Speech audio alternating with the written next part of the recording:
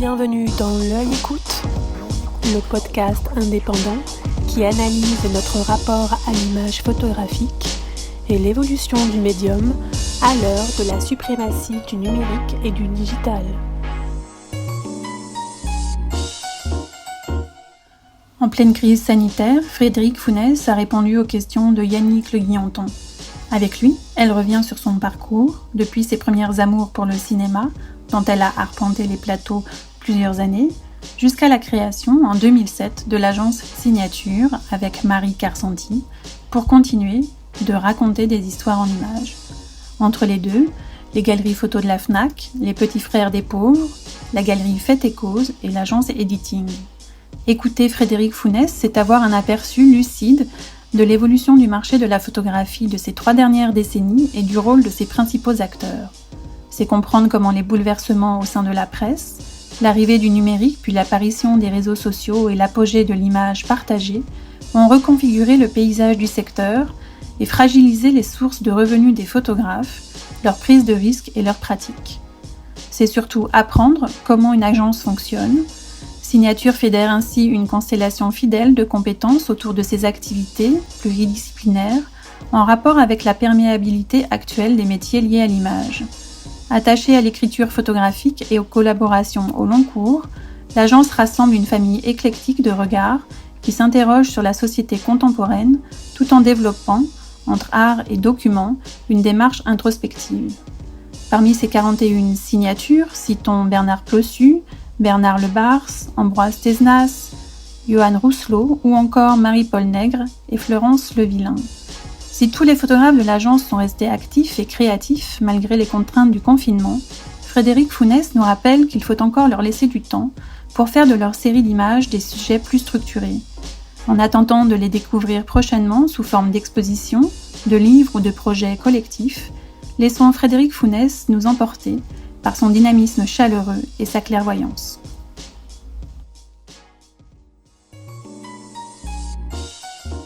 Bonjour Frédérique Founès, merci d'avoir répondu positivement à cette invitation de L'Œil Écoute pour présenter l'agence photo que tu as cofondée avec Marie Carsanti et qui s'appelle Signature. Merci pour cette invitation. C'est important pour une agence de pouvoir exprimer son activité et puis par ailleurs comment on fonctionne dans une période si compliquée qu'est celle de la crise sanitaire que nous vivons. Alors justement, j'ai pas le plaisir d'être en face de toi pour mener cet entretien. Est-ce que tu peux me dire où tu te trouves ? Je me trouve dans mon appartement où je télétravaille et par ailleurs, je fais quelques allers-retours au bureau quand même parce que nous avons des logiciels qui ne nous permettent pas le télétravail, mais je reste confinée et je fais extrêmement attention. C'est un message que je donne aussi aux photographes parce que nous avons des photographes qui continuent à travailler dehors et qui évidemment essayent de respecter les bonnes règles pour pouvoir photographier, masque, distance, chose pas tout à fait facile dans des conditions de prise de vue et de reportage. Ce sont de bons élèves alors. Ils essayent, mais je pense surtout qu'ils font attention à eux-mêmes bien sûr et aux autres. Alors, avant même de nous présenter Signature, est-ce que tu pourrais nous rappeler ce qu'est une agence photo ? Puisque, bien évidemment, le nom est très courant, on l'a tous entendu, mais quelle est l'activité d'une agence photo ?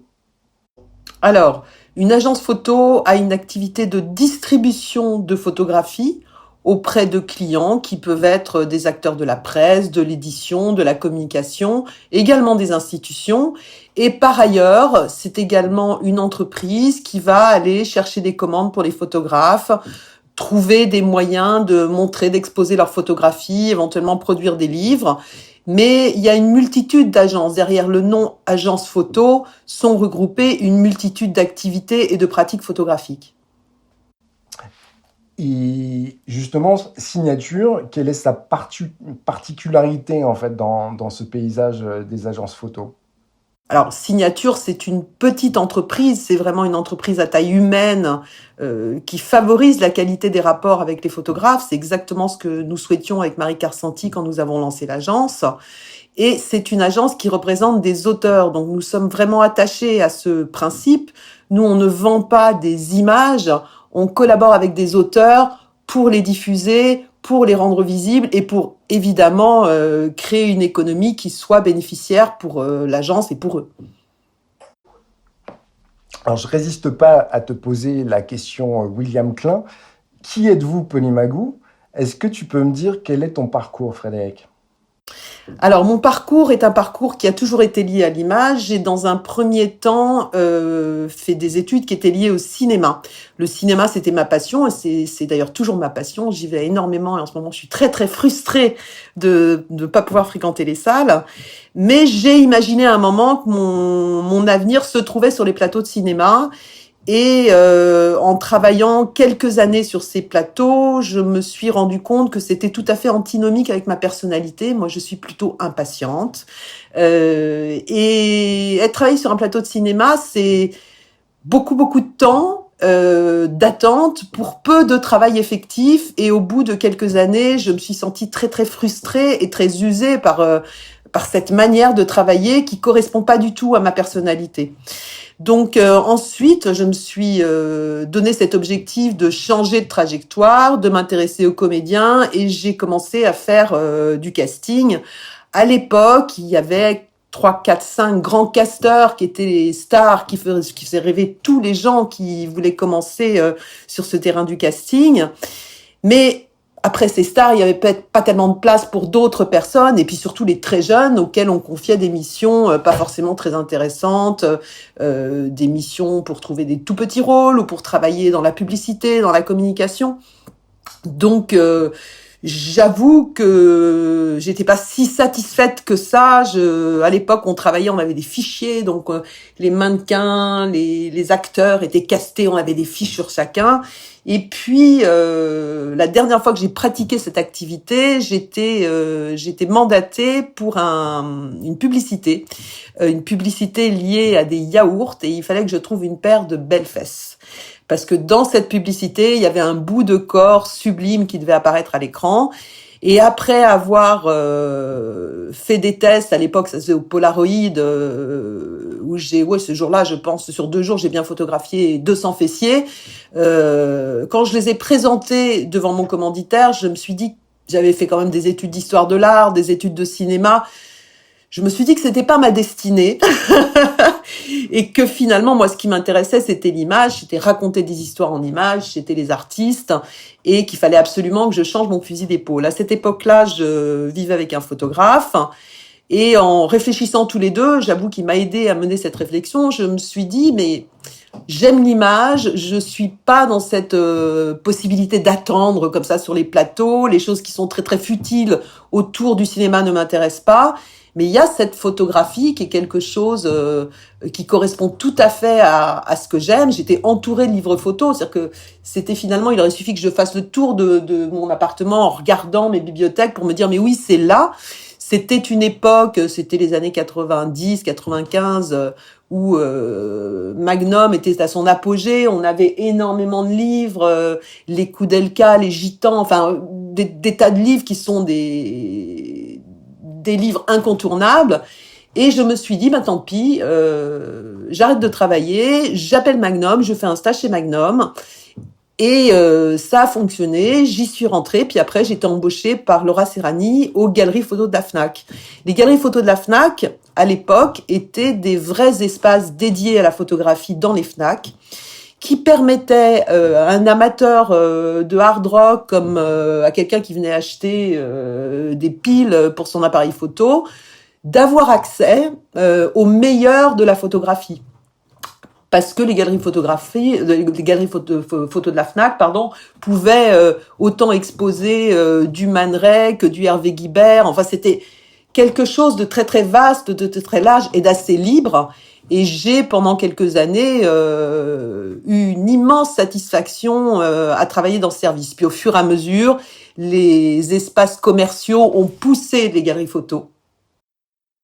Alors justement, par rapport aux galeries photo, il n'y avait pas d'influence en fait de la FNAC, de la puissance commerciale de la FNAC sur ce qui pouvait être présenté. Il y avait une véritable liberté dans vos propositions. Alors, moi, j'ai eu ce sentiment de grande liberté. Peut-être que certains sujets n'auraient pas pu être abordés on avait au sein des galeries photos une forme d'autocensure, mais j'ai même pas l'impression de ça. Je pense que le terrain était quand même extrêmement libre. C'était des propositions qui venaient des agences, qui venaient des galeries, qui venaient des photographes, et il y avait une production immense. Il y avait 60 galeries photos qu'il fallait alimenter, donc tous les mois on produisait énormément. Et ce qui était très intéressant, c'est qu'on produisait des découvertes et vraiment des monstres de la photographie. Et ça, c'était d'une richesse absolue. Et cette sensation de permettre à des gens qui n'étaient pas des initiés de découvrir, c'était un grand plaisir aussi. C'était aussi cette époque où Photopoche est née. Donc donner accès à une photographie à travers le livre, un accès pas cher, parce que Photopoche c'était pas cher. C'était, je pense aussi, tout ce mouvement-là, et c'est un moment à partir duquel les gens ont commencé à mieux connaître la photographie. Ça a été une vraie ouverture vis-à-vis de cet art qui était finalement assez peu populaire à l'époque. On est en quelle année à ce moment-là, à peu près? On est entre 80, c'est le début des années 90, à peu près. Et par la suite, donc, tu es resté à la Fnac avant de fonder Signature, ou tu as fait autre chose? Alors non, j'ai fait autre chose. Très étrangement, j'ai décidé d'aller travailler pour les Petits Frères des Pauvres. Les Petits Frères des Pauvres, j'ai eu la chance de rencontrer un homme qui s'appelle Michel Christolome. Michel Christolome dirigeait la recherche de fonds des Petits Frères des Pauvres. Il avait une passion pour la photographie et une grande amitié pour Robert Delpire. Et pendant une grande partie de sa carrière au sein des Petits Frères des Pauvres, il a développé des projets photographiques pour sensibiliser le public à des causes sociales. Donc pendant plus de 7 ans, on a monté d'immenses projets. On a fait travailler des grands photographes. On avait fait une immense expo qui s'appelait Pauvres de nous à la mairie de Paris, pour laquelle on avait passé des commandes. Koudelka avait travaillé, Jean-François Joly, il y avait Sébastien Salgado, il y avait Jane Evelyn Atwood. Je peux pas citer tout le monde, mais c'était vraiment incroyable de faire travailler ces gens sur ces sujets et d'obtenir quelque chose qui soit une vraie vision de ce qu'est la pauvreté dans le monde, parce qu'on avait pensé, c'était pas consacré à la France, hein, certains photographes avaient travaillé à l'étranger. C'était absolument formidable. Par ailleurs, on avait aussi un agenda photographique qui a été plutôt un objet léger pour les fins d'année des Petits Frères, mais avec la qualité Robert Delpire. Donc Robert Delpire, chaque année, faisait un editing sur une thématique. Et nous étions chargés de la commercialisation. Après ça, il nous a paru essentiel de créer une galerie. Donc cette galerie s'est créée par le biais d'une association satellite des Petits Frères des Pauvres, hein, qui s'appelle Pour que l'esprit vive, et c'est appelée Fête et Cause. Elle existe toujours, elle est rue Quincampoix, avec cette volonté qui était toujours de faire connaître des problèmes sociaux à travers la photographie. Et les plus grands noms, comme des gens beaucoup moins connus, ont été exposés à la galerie. Et c'est une galerie qui est unique. Et comment as-tu donc fait le switch entre les Petits Frères des Pauvres et Signature? Il y a eu une étape entre deux encore ou... Alors, je crois que... Alors moi, j'ai eu la chance de ne jamais avoir à envoyer de CV. J'ai toujours fait de belles rencontres. Et je pense que, par les belles rencontres, on évolue d'une façon différente. Et j'ai rencontré Éric Dexheimer, qui était photographe, pour lequel j'avais moi monté une expo à la galerie Fête et Cause qui s'appelait Amour de vieux et vieilles amours. Et on a eu un coup de foudre amical et photographique à ce moment-là. Éric travaillait avec l'agence Editing. Je me suis rapprochée de l'agence Editing. C'est un lieu dans lequel je me suis sentie bien, à l'aise. Et la passation s'est faite comme ça. Il faut dire aussi que Michel Christolome, avec lequel je travaillais, a arrêté de travailler pour les Petits Frères des Pauvres. Et c'était toute une nouvelle politique qui arrivait. Et on le sait bien, souvent, lorsqu'il y a dans une association, un lieu qui n'est pas directement connecté à la photographie, une action photographique, c'est parce qu'elle est menée par la volonté d'un homme. Et cet homme n'étant plus dans l'association, c'est évident que la photographie continue à prendre de l'importance, mais avec d'autres angles et je me sentais moins à l'aise dans ce cadre-là. Donc, je me suis dit que c'était le bon moment pour changer. Donc, je suis rentrée dans cette agence qui était l'agence Editing.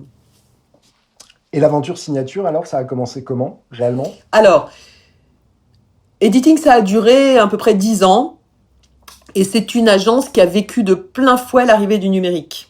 Donc ça fait partie de toutes ces agences de taille moyenne qui ont disparu entre 2000 et, je dirais, 2007, 2010, qui n'ont pas pu absorber les coûts du numérique. Alors qu'est-ce que ça veut dire les coûts du numérique ? Ça veut dire qu'à un moment, il fallait scanner toutes les photographies des photographes, employer des gens pour développer de la technologie, pour mettre en ligne des photos. Et cette agence s'est arrêtée en 2007. Lorsque cette agence s'est arrêtée, j'avais une collaboratrice qui était fondatrice d'Editing, Marie Carcinti, qui elle s'occupait des archives. Et moi, je m'occupais de ce qu'on appelait les projets spéciaux, donc tout ce qui était lié aux commandes de prestige et au culturel. Et on était tellement dépités que ça s'arrête comme ça, parce que le talent des photographes était là, qu'est-ce qu'on allait faire de leurs archives, pourquoi gâcher toutes ces années de relations, que nous avons décidé de monter une structure. Mais par contre, il était évidemment beaucoup plus simple de le faire quelques années après. Je disais, le tournant numérique, c'est 2000, les investissements très très coûteux, c'est 2000. En 2017, tout ça coûtait déjà beaucoup moins cher. Les photographes avaient numérisé leurs fonds, les logiciels coûtaient moins cher, les prestations coûtaient moins cher. Donc on a pu, avec un petit capital, monter Signature, mais rester sur cette idée d'une équipe extrêmement légère, avec évidemment une équipe de personnes et des gens souvent en auto-entrepreneuriat, mais par ailleurs énormément de collaboration avec des groupes très très fidèles. C'est-à-dire qu'on a nos graphistes attitrés, on a les éditeurs avec lesquels on aime travailler. Finalement, on se retrouve à travailler sous une forme assez collaborative, même si c'est un cumul de plusieurs petites entreprises qui se fédèrent. Alors Signature, c'est une agence qui représente une quarantaine de photographes à peu près, et qui sont très différents de par leur génération, leur background, leur regard et leur façon de s'exprimer. Comment se fait ce mariage habituellement ? Est-ce que ce sont eux qui viennent vers vous ou c'est vous qui allez les chercher ? Au-delà de ce que tu as pu évoquer, puisque j'imagine que vous avez récupéré un vivier aussi depuis l'agence Editing. Absolument. Donc, on a choisi parmi les photographes qui étaient à l'agence Editing, les gens avec lesquels on avait des affinités photographiques. Et puis, au fur et à mesure des années, de nouveaux photographes sont arrivés. Souvent, ils nous étaient présentés par les photographes déjà présents. Et puis, nous, évidemment, on en a rencontré d'autres. Souvent, on est plutôt contacté que l'on ne contacte, mais ça peut arriver qu'on ait un coup de cœur pour quelqu'un. L'important, c'est qu'on reconnaisse chez eux une écriture photographique qui est quelque chose de tenu dans la distance, c'est-à-dire qu'on arrive à suivre un parcours avec une écriture. Nous, on n'a pas envie de faire des coups avec des gens, c'est-à-dire qu'on va pas à un moment dire ah bah lui il a fait quelque chose de formidable, il travaille pas avec nous, mais là juste pour 6 mois on va travailler avec. On a envie de vraies collaborations. Pourquoi il y a cette multiplicité d'écriture et aussi de génération ? Parce que je crois qu'il est important d'avoir au sein d'une structure autant des patrimoniaux. Et on a des gens qui sont très patrimoniaux, comme Bernard Plossu et comme d'autres qui étaient à l'agence Métis, par exemple. Justement, c'est un peu la question que je veux te poser par rapport au regard et par rapport à la façon d'écrire.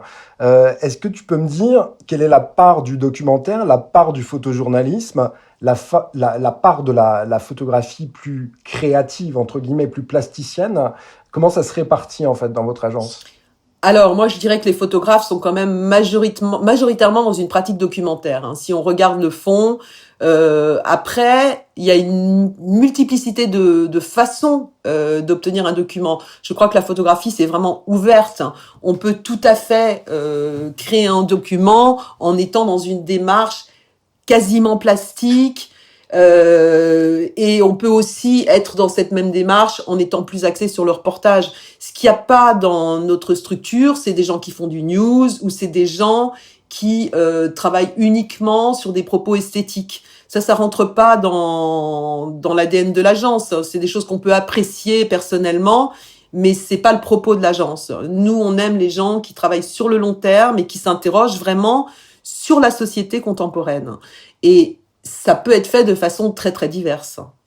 Alors, il me semble justement que l'agence consacre une large part au sujet de société. J'ai presque envie de dire au sujet humaniste, et ça fait bien la liaison avec ce que tu viens d'évoquer par rapport à ton propre parcours professionnel.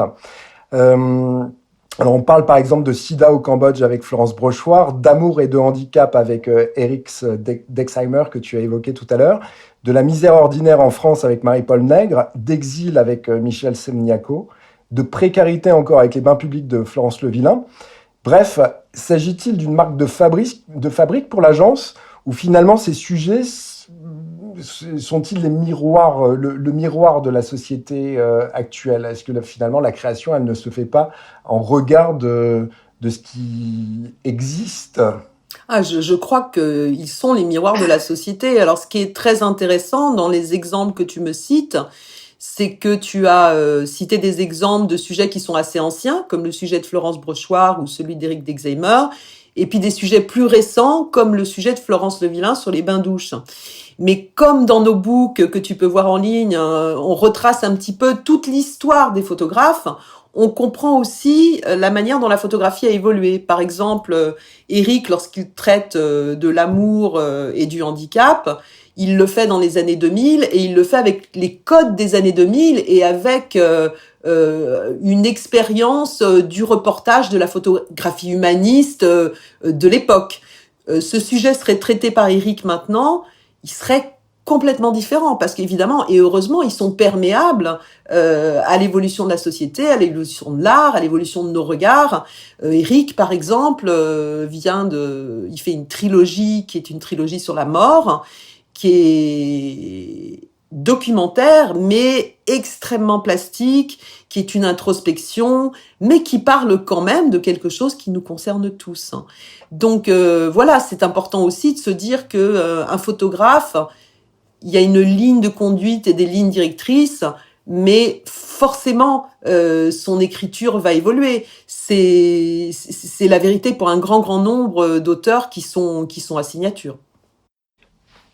Pour ce qui est de la presse écrite avec laquelle vous travaillez beaucoup, est-ce que tu as l'impression que le manque de moyens dont elle dispose actuellement, ça vous donne pas une nouvelle carte à jouer? C'est-à-dire que, est-ce que par exemple vous proposez plus facilement des sujets clés en main ou vous répondez pour le coup sur mesure à des commandes qui vous sont faites? Est-ce que ça n'a pas libéré plus d'espace? Alors, c'est à double tranchant, parce qu'il fut un temps, les journaux passaient des commandes, ils donnaient même des garanties aux photographes, c'est-à-dire que les photographes partaient avec de l'argent et une garantie de publication. Donc les photographes étaient aussi plus enclins à produire parce qu'ils savaient que s'ils partaient, leur publication était assurée, leur revenu était assuré. De moins en moins, ce genre de pratique est courante, ça n'existe quasiment plus. Donc ça veut dire qu'un photographe qui part en reportage, si là on parle bien de reportage pour la presse, il va partir à ses frais. Et ensuite, il va falloir qu'il vende son sujet s'il arrive à le vendre. Et s'il le vend, eh bien, il le vendra pas forcément très cher et parfois il le vendra même en dessous de son coût de production. Donc dans la réalité, c'est une libération du point de vue d'un choix éditorial photographique. Mais ça a vraiment entamé la production. On le voit dans nos archives. Avant, il y avait beaucoup plus de choses qui arrivaient très régulièrement puisque les journaux publiaient. Après, il y avait un délai pendant lequel on n'avait pas le droit d'utiliser les photographies. Puis, les photographies arrivaient dans les fonds des agences. On le voit, la production des photographes qui travaillent avec la presse a énormément baissé. Et ça, c'est pas une bonne nouvelle. Et je pense que c'est vrai chez Signature, mais c'est vrai dans toutes les agences. L'autoproduction, ça coûte cher.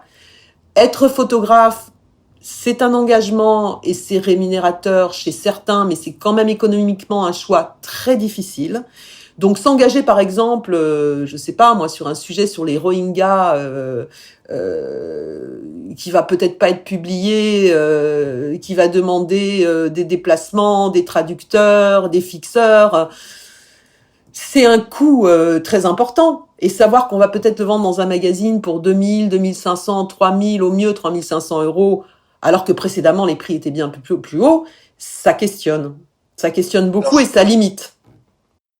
Souvent, je crois que quand les photographes disposent d'assez de temps et qu'ils ont la chance de pouvoir partir avec un magazine, ils en profitent également pour faire des images pour eux et de faire un double sujet. Ça, c'est assez fréquent. Je voudrais revenir maintenant au texte, puisque signature, ce sont des images, mais c'est évidemment du texte. Comment s'insère le texte avec les images? Est-ce que les photographes travaillent seuls ou est-ce qu'ils travaillent avec des auteurs qui, pour le coup, écrivent une histoire ou documentent par écrit les images qui ont pu être réalisées? Alors, il y a plusieurs cas de figure. Ça correspond exactement au profil atypique des photographes de signature.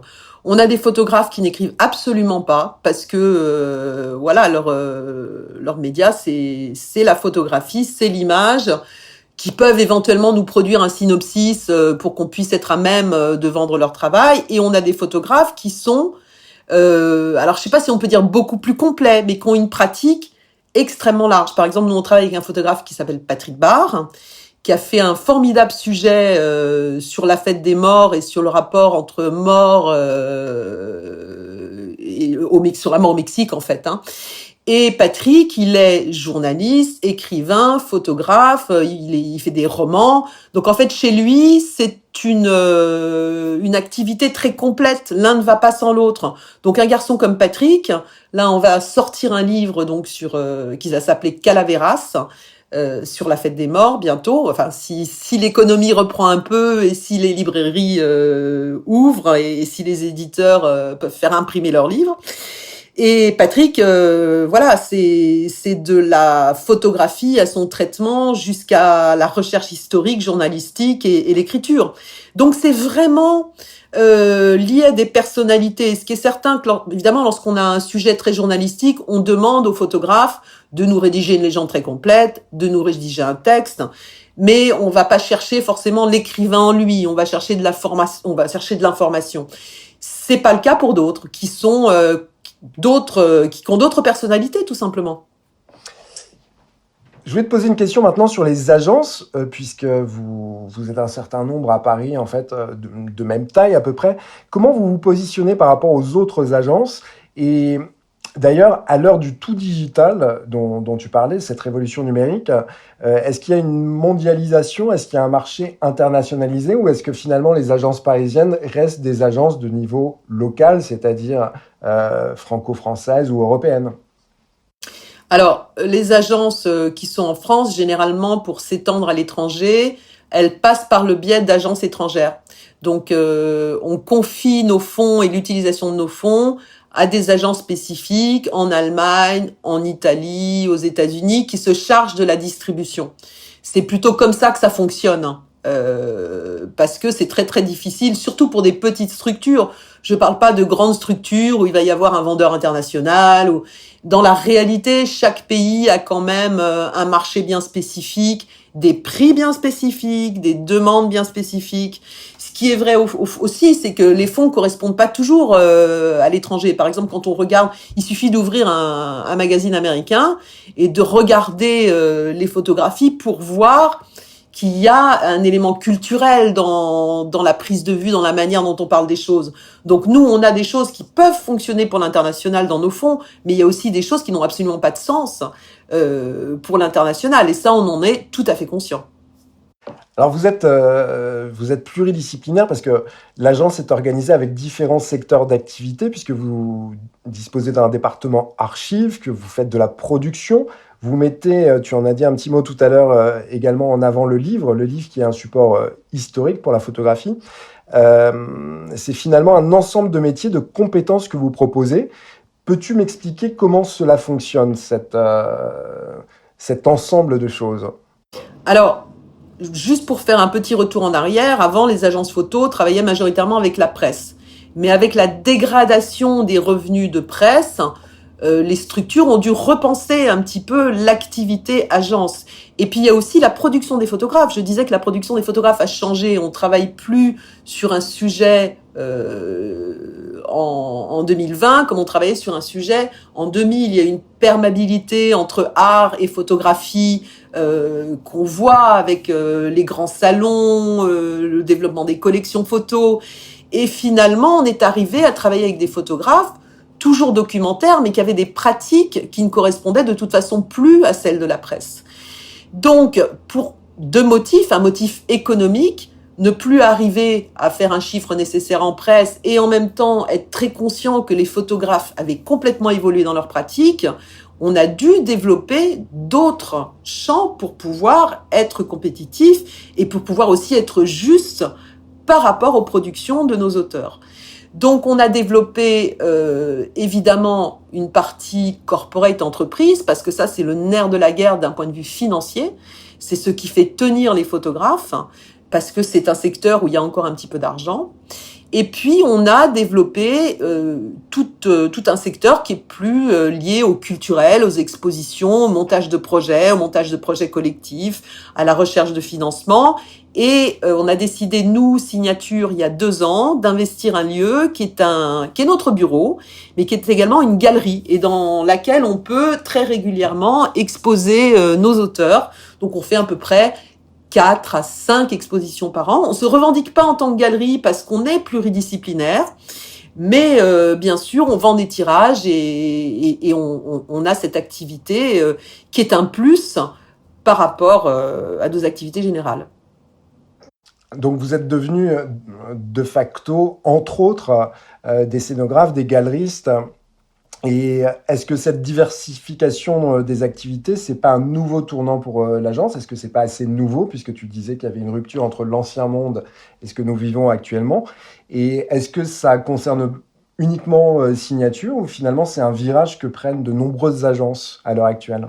Je pense que c'est un virage que prennent de nombreuses agences, parce que avant tout, il y a plus, la réalité est aussi une réalité économique. Il faut pas se leurrer sur ça. Je pense que très peu de structures arrivent encore à vivre avec une activité de presse. Et il y a tout un pan de la photographie de news qui a disparu avec l'arrivée du numérique. Avant, on envoyait les gens faire un sujet, il se passait quelque chose à l'autre bout du monde, un journal appelait, on envoyait quelqu'un. Ça n'existe absolument plus. Ça passe par des agences qu'on appelle filaires, qui ont des photographes à l'étranger, qui envoient immédiatement les photos. Tout ça, c'est un monde absolument révolu. Donc, évidemment, ça a changé les choses. Et ces agences, justement, j'imagine que ce sont de grosses agences qui, pour le coup, arrosent un peu tous les médias internationaux. Pour le coup, quand on parlait de mondialisation tout à l'heure, est-ce que finalement, ça ne réduit pas le spectre du regard, puisque, pour le coup, ce sont quelques journalistes qui sont sur le terrain et qui réalisent ces images pour l'ensemble de la planète. Alors, majoritairement, ce sont des agences comme l'AFP, comme Reuters. Ce qu'il faut dire aussi, c'est que quand on regarde la qualité de ce qui est produit par ces agences, au fur et à mesure des années, elle a augmenté de façon incroyable. Il y a des images formidables qui sortent de ces structures. Mais oui, bien sûr, ça crée une normalisation du regard. Ça, c'est évident, parce que, en tout cas pour la presse, ces grandes structures ont proposé un système d'abonnement aux journaux. C'est-à-dire que les journaux ont le droit d'avoir un certain nombre d'images par mois pour un certain montant. Et nous, évidemment, on n'est pas compétitifs. Des petites structures comme nous, on peut pas faire d'abonnement et on va pas baisser nos prix pour nous aligner sur des grandes agences filaires. Donc oui, ça a changé complètement la face du marché. Je dirais même que la grande chute pour nos structures, enfin les structures de notre taille sur le marché de la presse, ça a un peu commencé avec ça. Et justement, est-ce que vous vous êtes fédérés, puisque vous êtes plusieurs à avoir plus ou moins cette taille-là dans les agences parisiennes? Est-ce que vous vous êtes fédérés au sein d'un groupe? Est-ce que vous avez des contacts ensemble? Alors, oui, bien sûr, parce que on est quand même face à une crise économique dans la photo qui est évidente. Donc, nous avons créé une association qui s'appelle le CLAP. Et cette association a été initiée par plusieurs agences, donc l'agence Vue, Tendance Floue, Mods, Myop et nous Signature. Le but de cette structure est de réunir et de réfléchir à nos problématiques qui sont des problématiques d'agences d'auteurs et de pouvoir construire un lien formel avec le ministère de la Culture et avec les institutions pour pouvoir revendiquer des droits, exposer nos problèmes et continuer à avoir une activité saine grâce aussi à des prises de position de l'État. Alors, je vais revenir à la presse cette fois. En pleine crise du Covid-19, il y a plusieurs supports de presse écrite qui ont proposé en une vision du monde de demain uniquement masculine. Et notamment M, le magazine du Monde, qui présentait pour sa part le travail de 16 photographes confinés. Aujourd'hui, le questionnement par rapport à la position de la femme et dans la société civile et dans le monde de la photo est assez central. Quel est ton sentiment à propos de la représentation des femmes dans le métier de photographe? Ou dans les métiers de la photographie en général, d'ailleurs? Je vais reprendre juste cette problématique donc des journaux qui ont fait des best-of ou des retours sur la production sur le coronavirus. Télérama, par exemple, a fait un article pour lequel il nous a sollicité et où Florence Levillain était en une avec sa série Effets secondaires. Après, il y avait un entretien avec l'agence et puis d'autres photographes qui étaient cités. Donc, c'est pas le cas de tout ce qui a été produit sur les photographes travaillant autour du coronavirus. Il y a aussi une réaction que j'ai trouvée formidable d'une des dirigeantes de l'AFP qui, sur son fil professionnel, a décidé, à la lecture justement de l'article du Monde sur les photographes exclusivement masculins, de faire une sélection sur des femmes photographes qui n'étaient pas forcément des femmes de l'AFP, et elle a mis en avant Florence, justement, Levillain chez nous, Jenny Villatloud, d'autres photographes, ce que j'ai trouvé sensationnel, parce que c'était vraiment, pour le coup, une action militante, d'aller valoriser des gens qui sont pas à l'AFP pour parler de ce que sont les femmes pendant la crise du coronavirus. C'est très important. Nous, on est une agence créée par 2 femmes. Donc forcément, cette sensibilité à la cause des femmes, alors c'est pas forcément... Oui, si, moi j'estime que c'est tout à fait normal. C'est même pas qu'on s'est interrogé sur ça. Très très logiquement, on a intégré des femmes dans notre équipe. Et puis, il y a eu récemment, on a eu des invitations de Béatrice Tupin qui dirige le festival Les Femmes s'exposent. Il y a eu énormément d'associations féministes qui ont réveillé les consciences. Et je me suis rendu compte que, oui, à Signature, on avait cette chance-là d'avoir énormément de femmes, mais que finalement, on n'était pas si paritaire que ça. Et qu'on avait encore des efforts à faire. Donc, ce que nous pratiquons maintenant, c'est que nous avons une vigilance toute particulière au dossier des femmes qui sont présentées à une entrée à Signature. Ça veut pas dire que si un dossier masculin arrive et qu'il est formidable, qu'on va pas le prendre. Mais il y a une veille, une vigilance à ça, parce que je pense que c'est important. Il y a à peu près sur le terrain, si on regarde parmi les professionnels, 40% de femmes photographes pour 60% d'hommes photographes. Alors, il faudrait au moins tourner autour de ce chiffre-là, mais il me semble que c'est important. On voit aussi chez les clients une vraie volonté de faire travailler les femmes. Alors, est-ce que c'est une conscience sociale et politique ou est-ce que c'est de la communication? J'allais dire, peu importe. Les femmes sont quand même à l'honneur en ce moment. Sur les 2 ans qui viennent de passer, je dirais que 70% de nos commandes, nos belles commandes, carte blanche, ont été attribuées à des femmes.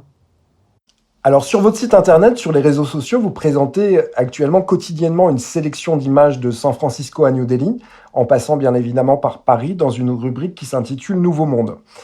Peux-tu me dire comment travaillent actuellement les photographes?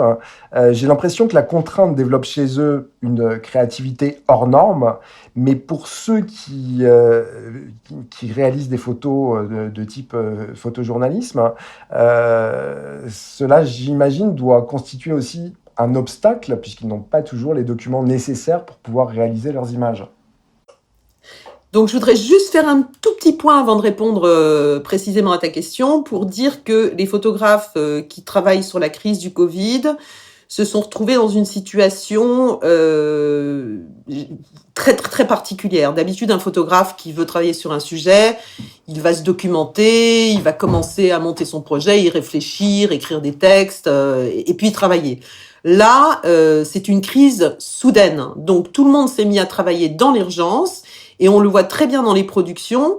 Les gens ont plutôt travaillé sur des séries d'images que des sujets, tout en restant dans leurs écritures photographiques. Donc, chez nous, par exemple, les photographes qui travaillaient plutôt sur l'intimité, ont continué à travailler de cette façon-là.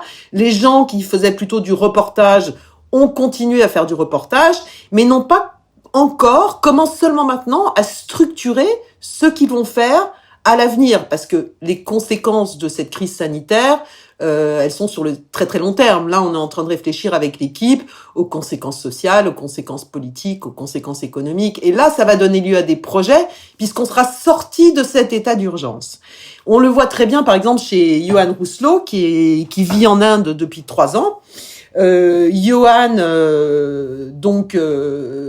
a une vie de photographe en Inde, bien qu'en Inde, il soit très très compliqué de pouvoir vivre de sa photographie, donc il a des activités parallèles qui lient aussi à la photographie, mais pendant un moment, il a produit un petit peu moins, même si pour lui, la photographie est quelque chose d'essentiel et de vital. À l'arrivée du confinement, à l'arrivée de la crise, il est évidemment tout de suite sorti pour pouvoir travailler et il le dit très bien, j'ai fait des images, mais je ne suis pas encore dans un sujet parce que ce temps de réflexion n'a pas été possible et parce qu'aussi les conditions du confinement limitent beaucoup les démarches. Alors comment travaillent les photographes ? Ceux qui ont une carte de presse sont assez favorisés. Ceux qui n'ont pas de carte de presse ont une attestation de l'agence leur permettant de travailler. On leur a même fourni le cabis de l'agence et une sorte de hotline 24 heures sur 24 s'ils ont un problème pour pouvoir nous appeler, qu'on justifie le travail qu'ils sont en train de faire. Ce qui est certain, c'est qu'a priori, on les laisse plutôt travailler, sauf pour tous les endroits qui sont les endroits compliqués où le Covid est extrêmement présent, les hôpitaux, enfin tous les lieux qu'il a sont fréquentés par des photographes qui sont en commande pour des journaux et des magazines. Il n'y a pas spontanément de possibilité, enfin très très difficilement de rentrer travailler dans un EHPAD ou dans un hôpital comme ça. Ça c'est vraiment difficile.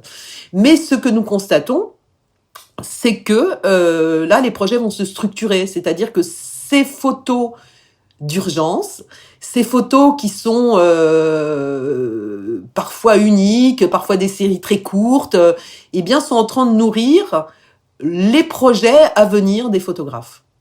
Et ça, c'est aussi une vérité pour les photographes qui font de la mise en scène. Par exemple, je parlais de Florence tout à l'heure, qui a fait une série qui s'appelle Effets secondaires, qui est une série très très mise en scène. C'est non seulement dans la lignée de sa production générale, et puis ça va déboucher sur quelque chose d'autre.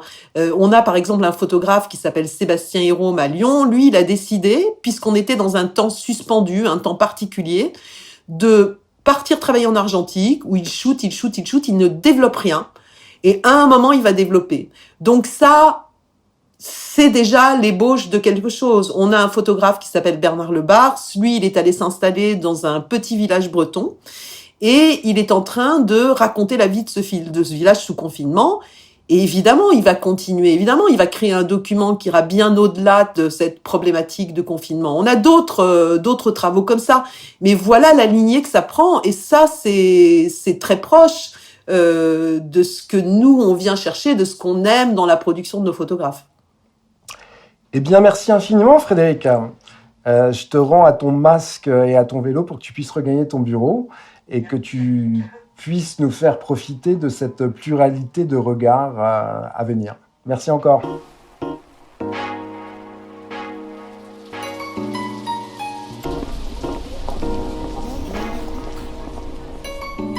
Bienvenue dans L'Œil Écoute, le podcast indépendant qui analyse notre rapport à l'image photographique et l'évolution du médium à l'heure de la suprématie du numérique et du digital.